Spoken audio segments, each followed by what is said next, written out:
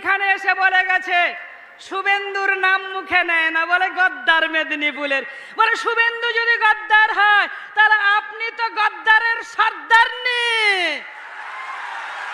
কংগ্রেস আপনাকে কি দেয়নি? আপনি কেন কংগ্রেস ছেড়ে তৃণমূলে এসেছিলেন? আপনাকে বিজেপি কি দেয়নি?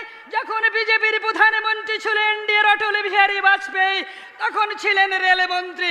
আবার যখন কংগ্রেসের প্রধানমন্ত্রী ডক্টর মনমোহন সিং, তখনও তিনি রেলমন্ত্রী দেশের। উনি একবার বিজেপির সঙ্গে, একবার কংগ্রেসের সঙ্গে।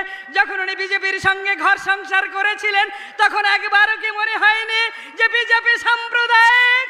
যখন বিজেপির সঙ্গে ঘর সংসার করলেন আর এখন বলছেন বিজেপি সাম্প্রদায়িক। বলছে বিজেপি জিতলে মুসলিমদের চলে যেতে হবে বাংলাদেশ, আফগানিস্তান, পাকিস্তান। একজন মুসলিমকেও বাংলাদেশ, পাকিস্তান, আফগানিস্তানে যেতে হবে না। মোদি হ্যায় তো মুমকিন হ্যায়।